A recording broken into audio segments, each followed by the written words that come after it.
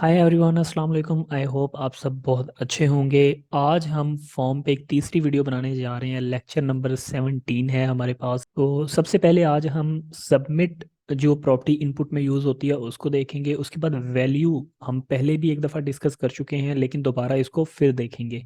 उसके बाद हमारे पास बटन है, बटन किस लिए यूज़ होगा। और उसके बाद रीसेट है।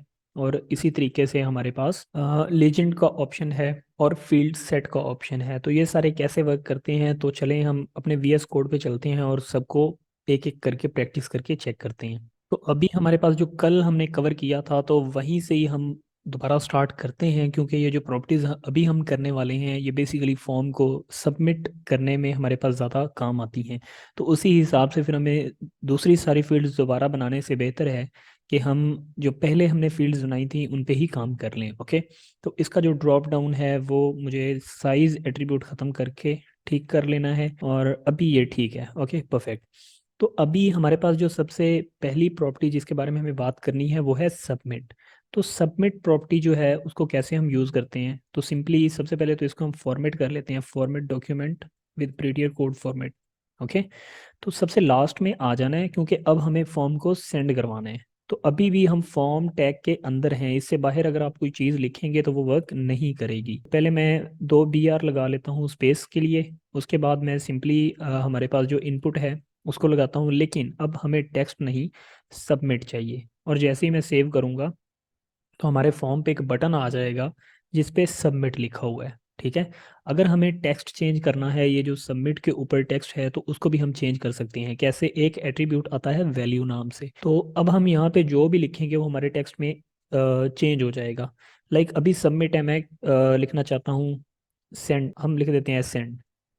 तो अभी ये हमारे पास सेंड हो चुका है। तो ये होता है हमारे पास सबमिट टैग और सेंड टैग।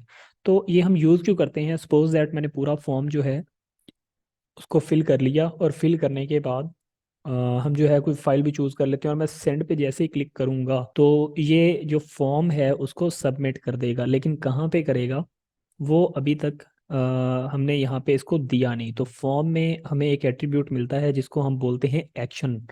ठीक है। और मान लो कि अभी इसको मैं a.php, एक फाइल जो PHP में बन सकती है या .NET में बन सकती है, वो ही फॉर्म को सबमिट करवाने में हेल्प करती है, जहाँ पे इस फॉर्म का डाटा जाके स्टोर होगा। तो अभी हमारे पास नहीं है, तो हमें एक एरर मिलने वाला है। तो अभी अगर सपोज दैट मैं ऐसे जाके कोई भी रैंडम चीज़ें सिलेक्ट कर लेता हूँ, और उसके बाद मैं सेंड पे क्लिक करता हूँ, तो ये मुझे बता रहा है कि can not gate a.php file. Like हमें वो फाइल नहीं मिली जहाँ पे आपका ये वाला डाटा जाके हमें स्टोर करवाना था। तो अभी हमें चूंकि PHP लैंग्वेज नहीं आती, तो इसलिए हम इस चीज़ को स्किप करेंगे बस। बट इस चीज़ का पता होना ज़रूरी है कि सबमिट जो होता है ये किस लिए यूज़ होता है। उसके बाद हमारे पास एक और इनपुट आती है जिसे हम बोलते हैं बटन। सो टाइप जो है वो होगी बटन। और इसको अगर मैं सेव करूँ तो पोर्ट को डिस्पोज करके गो लाइव कर लेते हैं, ताकि ये हमारे पेज पे दोबारा हमें ले जाए। ओके। तो यहाँ पे हमें सेंड और साथ में एक और छोटा सा बटन टाइप मिल रहा है, लेकिन उसमें कुछ लिखा नहीं हुआ। ठीक है। तो उसमें कुछ लिखने के लिए भी हमारे पास सेम ही मेथड है। हम वैल्यू लिखेंगे और उसके बाद मान लो कि मैं यहाँ पे लिख देता हूँ सेव। और अब अगर हम देखें तो ये सेव नाम का एक और बटन बन चुका है। अब जो क्वेश्चन है हमारे माइंड में वो ये आता है कि सेंड भी एक बटन है, सेव भी एक बटन है। तो मैं सेंड को ही सेव बना सकता था। लाइक कैसे? कि अगर मैं इसको डुप्लीकेट कर लेता और जस्ट इसकी जो वैल्यू है उसको मैं सेव कर देता, तो ये तो सेव हो गया हमारे पास जो दूसरा वैल्यू है सबमिट उसके साथ भी। लेकिन इनमें एक बहुत बड़ा डिफरेंस है। हमेशा जब भी हमें फॉर्म को सेंड करना होता है तो उस टाइम हम सबमिट की जो टाइप है उसको यूज़ करते हैं। लेकिन ये वाला जो बटन है ये कभी भी फॉर्म को सेंड नहीं करता। इनफैक्ट ये जावास्क्रिप्ट के साथ हेल्पिंग होता है हमारे लिए। हम फॉर्म में डिफरेंट तरह की जो चीज़ें हैं उनको कर सकते हैं अपने इस एक बटन को HTML में क्रिएट करने के बाद। अभी हमें जावास्क्रिप्ट का नॉलेज नहीं है, लेकिन हमें टैग का एटलीस्ट सॉरी हमें प्रॉपर्टी का एटलीस्ट पता होना चाहिए कि एक बटन नाम की प्रॉपर्टी भी हमें इनपुट में मिलती है। ठीक है। तो अभी हम इसको सेव कर लेते हैं, और उसके बाद हमारे पास एक और बटन टाइप ही वो आता है। अगर हम उसकी बात करें तो उसको बोलते हैं रीसेट।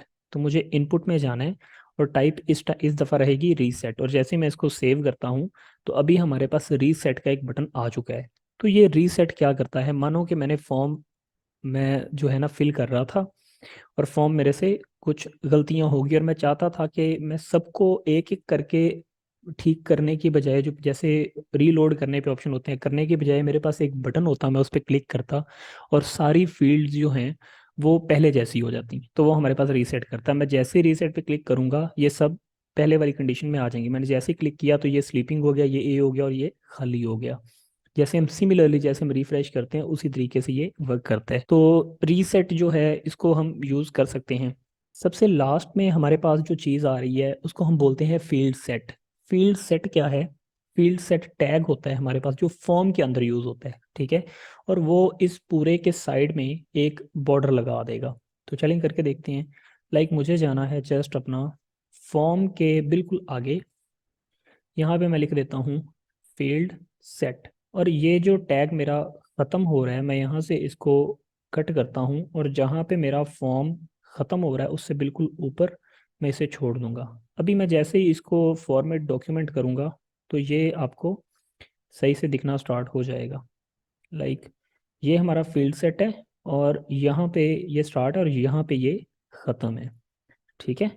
तो अभी इससे क्या होगा, जैसे मैंने सेव किया अपने फॉर्म पे आए तो हम देख सकते हैं यहाँ पे इसने एक बॉर्डर लगा दिया है। तो अब हम एक और टैग हमारे पास यूज़ होता है जिसको हम बोलते हैं लीजेंड। तो अगर मैं इसके अंदर लीजेंड लगाऊं, ठीक है, और लीजेंड को मैं कोई भी नाम दे दूं, ठीक है, मैं बोलता हूँ पर्सनल पर्सनल इंफॉर्मेशन, और मैं इसको सेव करता हूँ तो आप देख सकते हैं कि ऊपर यहाँ पे लिखा आ गया है पर्सनल इंफॉर्मेशन, और ये काफ़ी प्रोफेशनल भी लग रहा है। ऊपर इस तरीके से हम फॉर्म को टाइटल दे सकते हैं। इसको देखने से पता चल रहा है कि यहाँ पे हमारी जो पर्सनल इंफॉर्मेशन है उसके बारे में बात हो रही है। तो फर्दर हमारे पास एक और टैग की भी हम बात कर लेते हैं साथ में ही, जिसे हम इनपुट में इमेज बोलते हैं। मैं अगर लास्ट में जाके मैं लिखता हूँ इनपुट, और इनपुट लिखने के बाद मैं यहाँ पे इमेज लिखता हूँ, तो उसके बाद मुझे डेफिनेटली इमेज का सोर्स देना पड़ेगा। तो एस आर सी में यूज़ करूँगा, और एस आर सी यूज़ करने के बाद मुझे अपनी इमेज का पाथ देना पड़ेगा। तो मेरे पास जो यहाँ पे एक फोल्डर है, सॉरी मीडिया नाम से, नॉट इमेजेस, मीडिया नाम से, तो मुझे पहले नाम लिखना है फोल्डर का। उसके बाद मेरे पास यहाँ पे एक ही पिक है जो सलमान पिक डॉट जेपीजी के नाम से है। तो मैं इसको जैसे ही सेव करूंगा तो अब हम फॉर्म में अपनी एक जो पिक है उसको भी देख सकते हैं। जैसे ही मैं इस पर होवर करता हूँ तो आप मेरे कर्सर को अगर नोट करो तो वो फिंगर जो है वो शो करवा रहा है। जैसे ही बाहर जाते हैं तो वो गायब है, फिंगर भी शो करवा रहा है। तो जैसे ही मैं इस पर क्लिक करता हूँ वो हमें लेके कहाँ पे जा रहा है, ए डॉट PHP। अब इसका मतलब क्या हुआ कि पिक यूज़ करके भी हम बटन्स की जगह बहुत अच्छी पिक्स जो हैं उनको यूज़ कर सकते हैं। कैसे? मैं यहाँ पे अगर लिखूँ गूगल पे जाके सबमिट बटन आइकन, तो यहाँ पे हमें जो डिफरेंट तरह के जो बटन्स हैं वो मिल सकते हैं और उनको हम यूज़ कर सकते हैं। ये वाला एक बाउल है और एक ये सबमिट हमें नज़र आ रहा है, एक ये सबमिट आ रहा है। तो इनको भी हम सिंपली यूज़ कर सकते हैं हमारा जो वेबसाइट है उसमें। तो मैं कॉपी इमेज लिंक पे क्लिक करूँगा और उसके बाद मैं इसका जो सोर्स है, तो सोर्स में मैं उसको ऐड कर देता हूँ। सोर्स में मैंने ऐड किया। तो अब अगर हम अपने फॉर्म पे जाएं, मुझे दोबारा डिस्पोज करके दोबारा करना पड़ेगा। तो अभी हम देखते हैं कि ये किस तरीके से बटन जो है वो हमें शो हो रहा है। तो बटन का जो साइज़ है वो बहुत ज़्यादा बड़ा हो गया है, तो कोई मसला नहीं है, इसकी जो हाइट और विड्थ है उसको हम कंट्रोल कर सकते हैं। सिमिलरली वैसे ही जैसे हम इमेज टैग में हमने सीखा था, तो इसकी अगर जो विड्थ है वो मैं 100 पिक्सल कर देता हूँ और उसके बाद देखें तो इसका साइज़ सिर्फ इतना सा हो गया है, ठीक है। और अब सेंड और रीसेट जो है इनको मैं अगर ख़त्म करूँ, ये हमारे पास सबमिट का है और रीसेट का है। तो अब अगर देखें तो मैं अपना फॉर्म जो है उसको यहाँ पे फिल करने के बाद मैं अगर क्लिक करूंगा सबमिट पे, यहाँ पे कोई हम फाइल जो है उसको भी चूज़ कर सकते हैं, और जैसे मैं सबमिट पे क्लिक करूंगा मेरा फॉर्म सबमिट हो जाएगा। और ये थोड़ा सा प्रोफेशनल तरीका लग रहा है, जैसे हमने ये सबमिट का बटन यहाँ पे ऐड किया। तो हमारी जो आज की वीडियो थी उसमें जस्ट इतना ही। हम अभी और फील्ड्स के बारे में भी देखेंगे जो फॉर्म्स में यूज़ होती हैं, और हमारा जो HTML का ट्यूटोरियल है वो ऑलमोस्ट ख़त्म होने वाला है। मे बी 1 या 2 वीडियोज़ इस पे और आएँ, उसके बाद हम अपना CSS जो है उस पर मूव कर जाएंगे। तो काइंडली आप ज़रूर एक दफ़ा प्रैक्टिस कीजिएगा HTML की। बहुत ज़्यादा मुश्किल लैंग्वेज नहीं है, बहुत ज़्यादा इजी है। ठीक है, तो मिलते हैं हमारी जो नेक्स्ट वीडियो है उसमें। चैनल को सब्सक्राइब नहीं किया तो चैनल को सब्सक्राइब कर लें और अपने फ्रेंड्स के साथ इसको लाजमी शेयर करें। तो अपना बहुत सारा ख्याल रखिएगा, मिलते हैं हमारी नेक्स्ट वीडियो में। टेक केयर, अल्लाह हाफिज़।